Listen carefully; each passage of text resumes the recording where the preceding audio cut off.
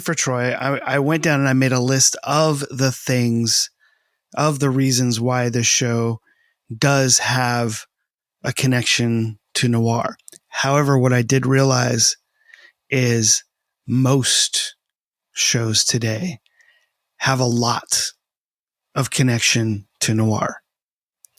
So technically I'm still correct.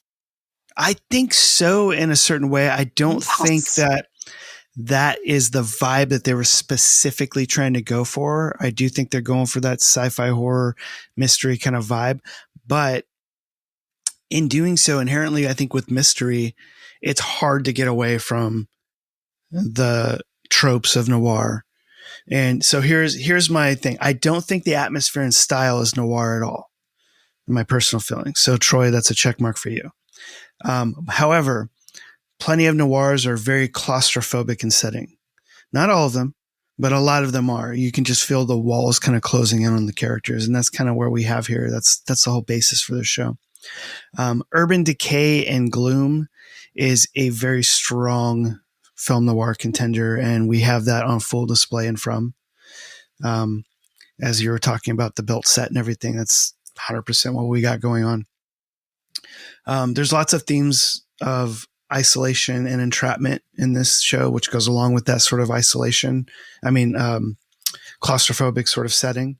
A lot of these characters, even though they're sort of building a community inside this town, there's a lot of time that the show spends with them being isolated, either by themselves or with one other person, or even them and the creature, of the show.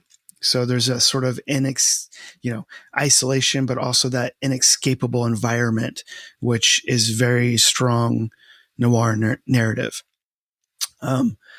Not only the physical isolation, but also psychological isolation, what this show heavily deals with. And that's also a very strong noir contender. The moral ambiguity, which is very heavy in the film noir narrative.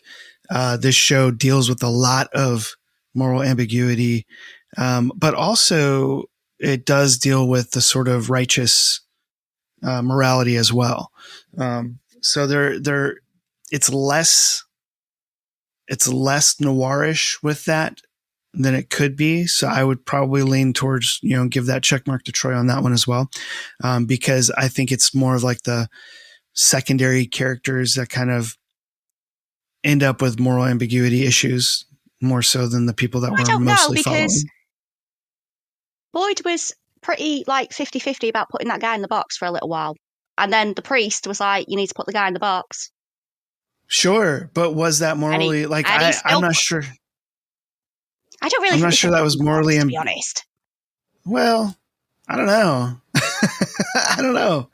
I don't know. I really don't. I think that So it's ambiguous. I guess so. But yeah, I guess so. But that's one out of many things that happen in the show. So I would say that there are times of it. So it's there, but I don't think it's an overarching kind of theme of the show, moral ambiguity, because I think they're all sort of like trying to work together, except for the one dude in the bus. But you always have to have the asshole character at some point, right? Like you got to have some adversary that's outside of the main villain. So that'll always come up in shows. But I think I would still give that to Troy because I don't think that that's a very strong theme in the show. However, they do have a ton of flawed characters, and that's really the basis of the show. Is in any ensemble cast is the sort of diversity of characters, which I do think is great for a certain thing, but sometimes it can get really muddy and convoluted and feel very not slapstick, but what's like a slapdash? I don't know, just slapped together quickly, and it doesn't connect to anything really. It's just sort of like, this is the story of the week sort of thing. and it doesn't really tie in. So it feels disconnected is what I'm trying to say sometimes. And I don't like that. But they do have a lot of flawed characters and questionable decision making from the characters. So I'd say it's very strong and questionable decision making, but maybe not necessarily moral ambiguity. Definitely has the anti-hero protagonist. That is, again, one of the main strong basis for the show. The reluctant leader. Very strong with the personal demon scenario. Oh, for sure. He's so great in the show. Yeah. I was excited when he showed up in Z Nation. Is that what it was called? The zombie show on Sci-Fi or whatever. He was like in the first episode or first couple episodes or something. And I was like, oh, cool. He's such a good actor, And then I was so excited when he got this show, as a lead too. Because he's just like, especially in the later seasons. Wow. In the later seasons, they really kind of let him shine, man. He's got some emotional chops there. So he's very good. Yeah. So yeah, a lot of characters definitely have personal demons, if not all of them, right? Even the kids. Doesn't really have the femme fatale. I'm not seeing that. I was thinking about this one. Mm-hmm. I couldn't find a femme fatale, so I started looking at it a bit differently, and I was wondering, is it Sarah, but not in the normal visual way that you would have a femme fatale, because like now with the really, really beautiful relationship that she has with Victor, that's only just recently been allowed to kind of flow and come together, she's quite influential in a lot of the events, and she's driven quite a lot of the narrative, but kind of from the background. She's not been pushed in your face too much.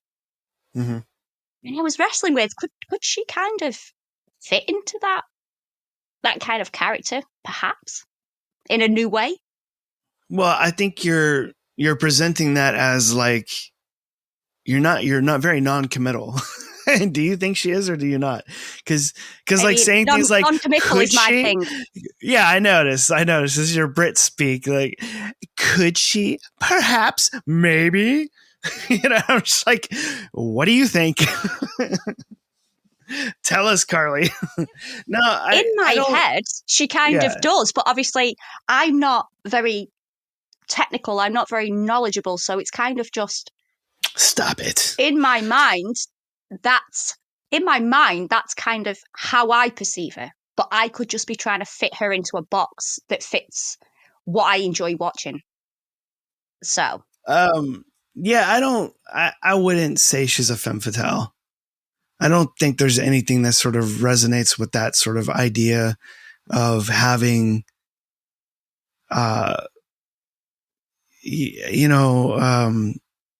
malicious intent. Well, we've seen some femme fatales that didn't have malicious intent, but were still incredibly dangerous. Well, maybe. I mean, but I don't know. I think that's a real fine line to like put her in that category. But I mean, if it is for you, that's totally fine. I don't personally see her as that way. Well, maybe the audience at home could weigh in on that. But me personally, I'd give this a check mark to Troy, because I think I think for any good noir, you need to have like a very solid femme fatale archetype. To really hit it home, like that. And that's my personal thing. Cause not all film noirs have a femme fatale per se. But my personal sort of like outlook on film noir and what I enjoy, it would have a very strong femme fatale archetype for sure. And intertwined with the lead, whoever the lead male character is, or female character, even if you go to like movies like Bound or something. But I just, that's one thing I think is kind of missing for me in this. They definitely have tons of mystery and suspense, right? They're unraveling secrets and twists and all kinds of things, and that's huge with film noir. psychological themes, paranoia, fear, very, very strong in this show. And that's a very prevalent thing in film noir. Dream sequences, dream-like sequences, dream sequences that are very much intertwined with the realities that are going on with the character. Those are also very prominent in film noir. Not always, but a lot of times they are. Fatalism, very strong film noir aspects, senses of doom, inevitable consequences, just that sort of like nihilism, and we're all going to potentially die, end of the world sort of like feel. Yeah, and they actually do. This is the first show for a long time where nobody is safe.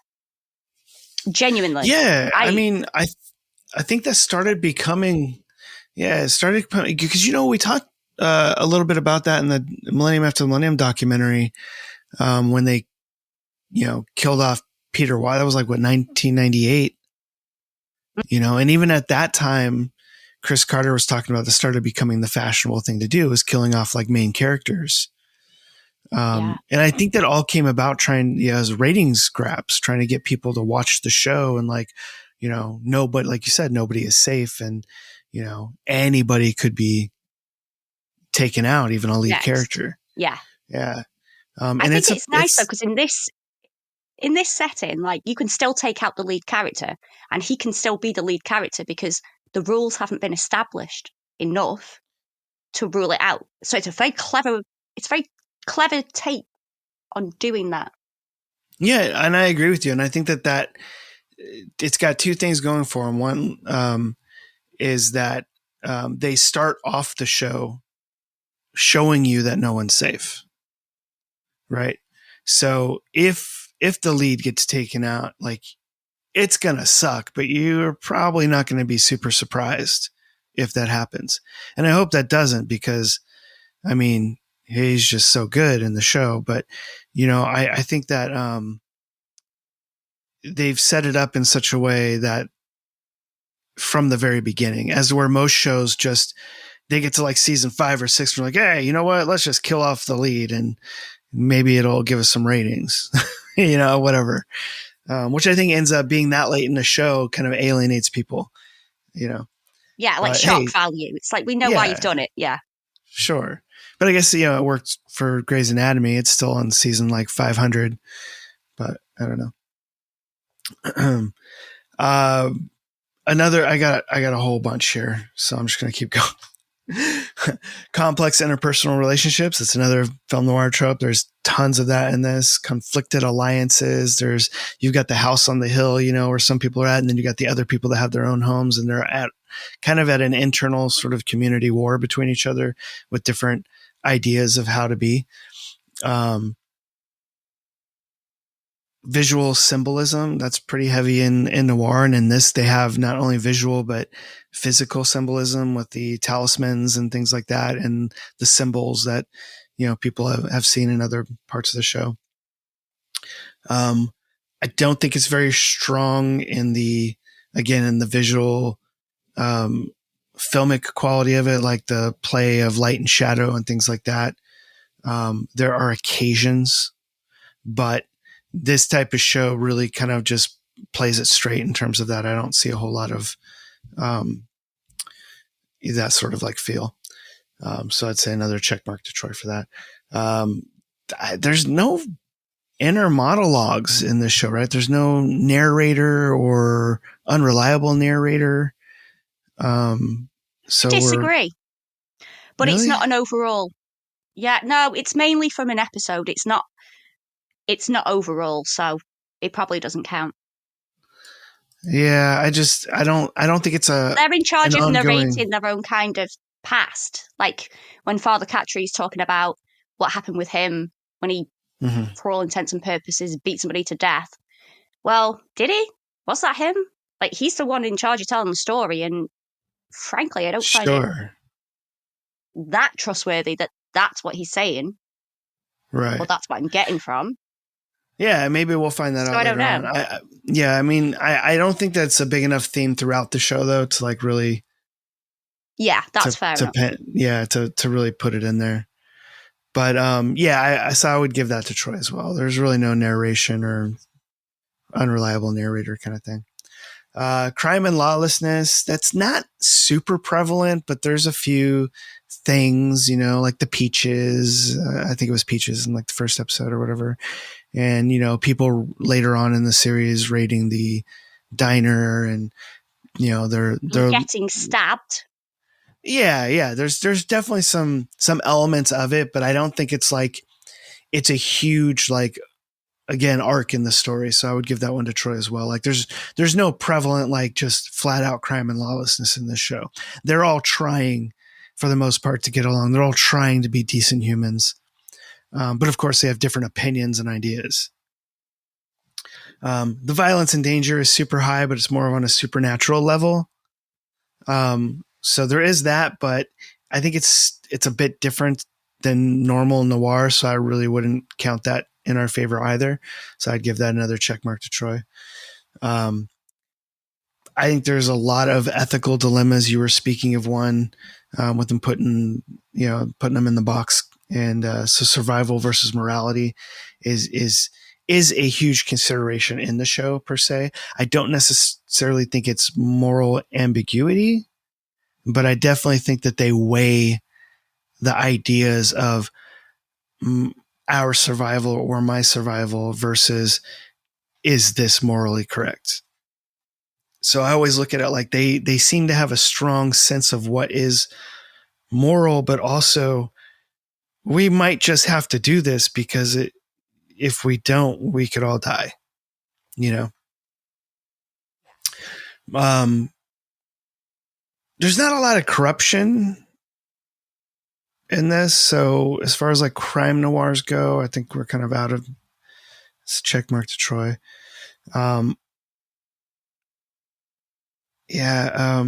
Social commentary. I don't know. I don't know that there's social commentary in this yet. I know we're already on the third season, but other than social community interactions and maybe how we treat one another, I'm not seeing social commentary on the large unless I'm just not smart enough to grasp it. Maybe there's some sort of like bigger picture that this is an allegory for something, but I haven't quite latched onto that personally. Tons of existential questions. Oh, you have something on that? No, I was just thinking. Oh, okay. I was trying to get a check back from Troy, but I'm coming up blank. Okay. Yeah. Unfortunately. That's okay. I still think we're winning here. Existential questions. Characters' plights raises questions about purpose, existence, human condition, philosophical like undertones, things like that. I think that's a huge thing in noir. Yeah, and I think we got a ton of that in From. So, and that's the end of my list. So I think that I can absolutely understand where he's coming from for face value of this not being noir, because it's definitely a sci-fi horror show, but it does have a lot of shareable tropes of noir in terms of character and plotting, I would say. Maybe not even necessarily plotting, but just events, because they're not all like plot based, but just things that happen between characters, you know? But aren't necessary to the overall plot of the show. But yeah, so I definitely think that it has more noir tropes than it doesn't. But it's hard to look past the look of the show. Doesn't really feel noir to me, at least, at all. But however, I think we kind of win that battle. We do. But then here's another like twisty plot point. Did we Mhm. actually win? Because the whole reason that we're doing this podcast is because Troy told me to watch From. So did we win or did he win? Oh, that's a good point. Touche, Troy. Yeah. Touche. Yeah. All right. And the Is other he the thing puppet is the master? whole, Are we the yeah. puppets? Well, hey, maybe we do win because the whole point of doing the podcast is to indoctrinate people into the noir, lexicon. So maybe we win. Maybe Troy is now Maybe a we. fan of noir because he's a fan of From, which we've already classified as noir. Maybe. I'll take that. I will too.